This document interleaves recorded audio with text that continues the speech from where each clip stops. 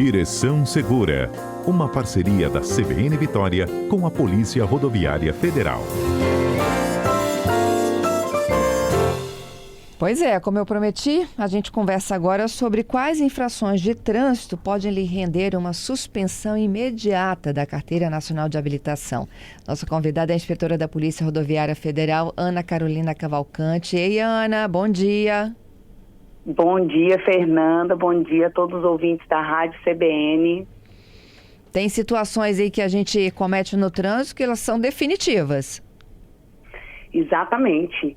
Essas infrações que você falou agora há pouco são conhecidas como autossuspensivas. Elas estão previstas no Código de Trânsito Brasileiro para condutas que colocam em maior risco a vida das pessoas. A infração autossuspensiva é aquela que, por si só, resulta na suspensão do direito de dirigir, independentemente da quantidade de pontos acumulados na CNH. Perceba, Fernanda, que todas essas infrações que eu vou falar agora têm um ponto em comum. Elas representam um risco elevado de acidentes graves, para ocorrer acidentes graves e mortes. E eu dividi ela em 4 subitens. Vai existir mais de uma infração, talvez, mas para entender o que elas significam, né? A primeira dela, já posso falar? Pode. Então, vamos lá. A primeira dela é relacionada a álcool e drogas. Quais são as infrações que podem gerar a suspensão imediata do direito de dirigir? Dirigir sob a influência de álcool ou outra substância psicoativa. Essa infração a gente já sabe que, além de colocar em risco a vida das pessoas, dirigir alcoolizado é uma das infrações mais severas do Código de Trânsito. Ela é multiplicada por 10, então, mesmo em caso de recusa ou se a pessoa aceitar, né, soprar o etilômetro, caso ele seja flagrado nesta infração, o valor é R$ 2.934 e a suspensão direta do direito de dirigir por 12 meses. Eu acho que você falou uma coisa tão importante aí, Carol, porque, é mesmo que a pessoa se recuse a fazer o teste do bafômetro, ele vai ter o direito de dirigir suspenso. Perfeito. A outra infração é relacionada à velocidade.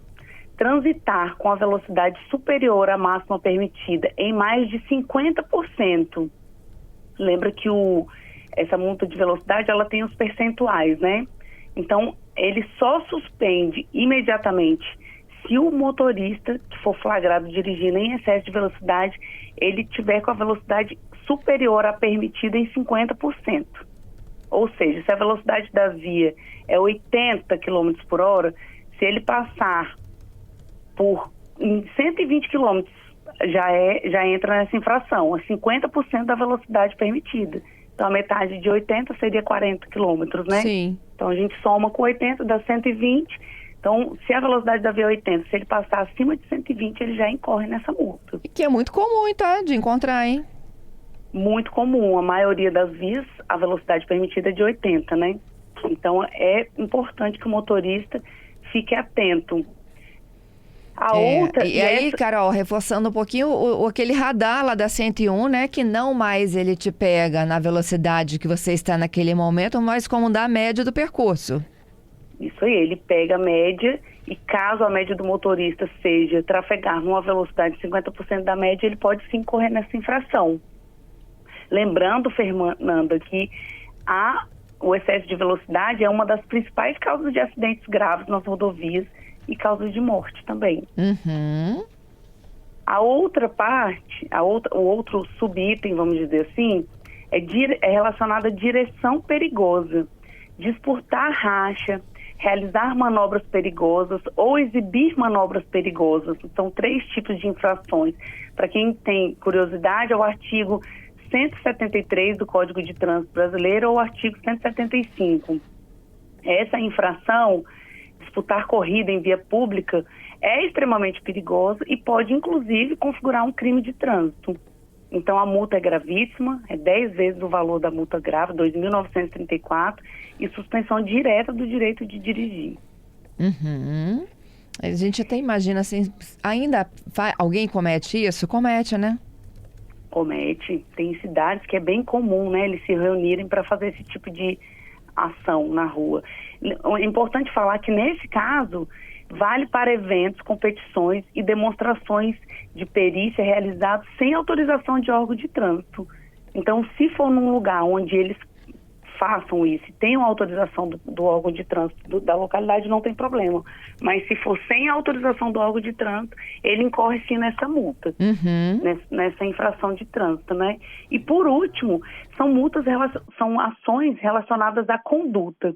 Deixar de prestar socorro em acidente, transpor bloqueio policial, conduzir motocicleta sem capacete ou fazendo malabarismo, que é empinar a moto, né?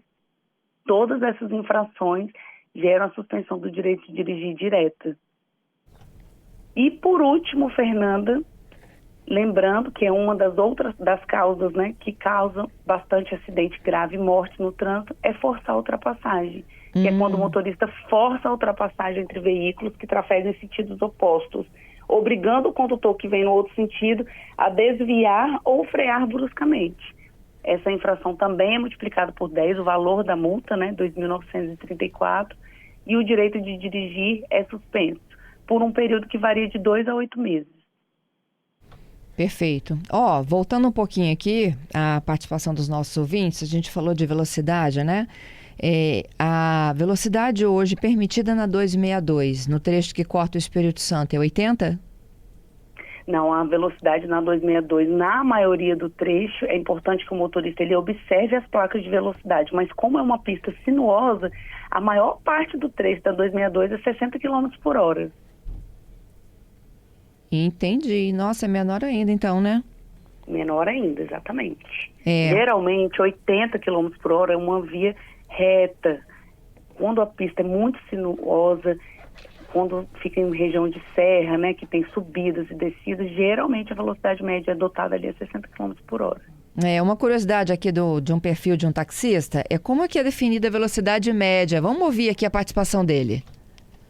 Eu conversei já, fiz uma pergunta aí para a CBN, uma vez que um PRF aí, ele respondeu que é uma coisa interessante.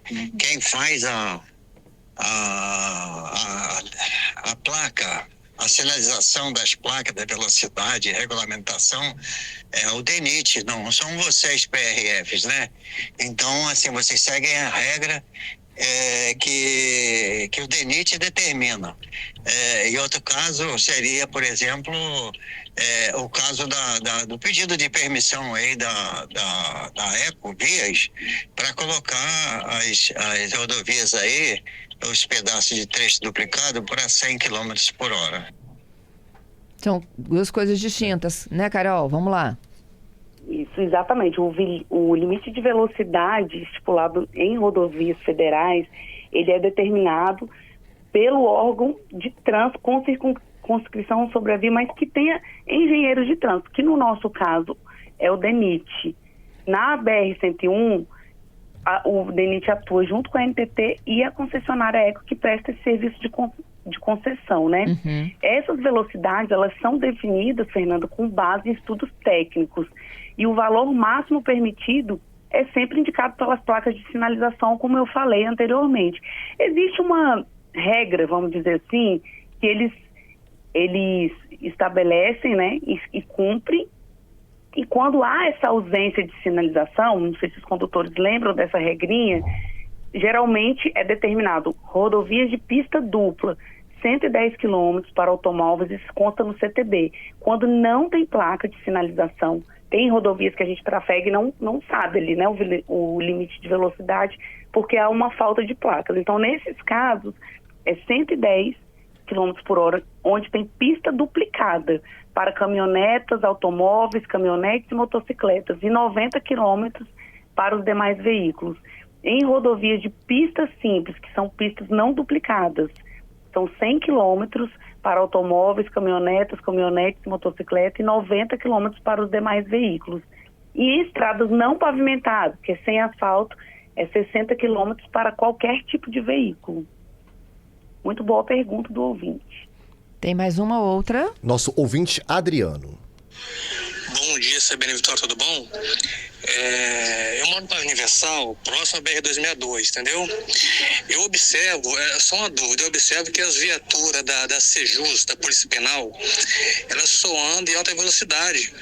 Se observa que elas estão a mais de 100 por hora, entendeu? Só que elas não estão em nenhuma ocorrência, não tem nenhuma perseguição. Quem que é que controla isso? E Carol? As viaturas policiais, elas não estão eximidas de ser auto-auto, principalmente quando há um radar fixo ali.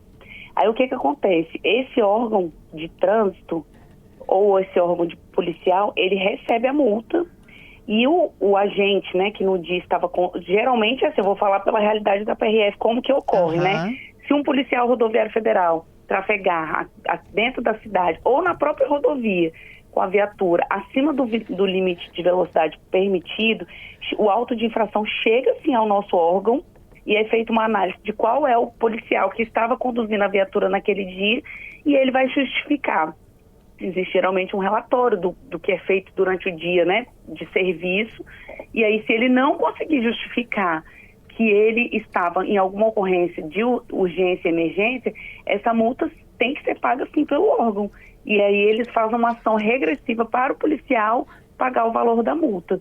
Então, geralmente, ocorre isso. Mas na maioria dos casos, se tiver com a sirene ligada, principalmente a Polícia Penal, que está ali transitando, né, com preso, às vezes eles vão transferir de um local para o outro, levar para o hospital, enfim, fazer a rotina diária deles, geralmente eles trafegam em excesso de velocidade, sim, por conta dessas emergências. Mas não é eximido, não, a não ser que o policial ou o órgão, né, de segurança pública consiga comprovar que estava numa situação de emergência, porque a multa é feita pelo radar, independente do veículo, ele não consegue identificar se é um veículo oficial ou não. Tá. Depois, Carol, a gente vai ter que deixar um telefone de contato para as denúncias, né? Como é que eles geram isso para vocês? Mas vou tentar responder a maior número de perguntas ainda que não param de chegar. A Alberto está controlando aqui. Vamos lá, Jailson. Bom dia, eu gostaria de saber se em pista onde é permitida a ultrapassagem, se tem limite de veículos a ser ultrapassado, desde que não comprometa, tá? Não coloque nenhum condutor em risco.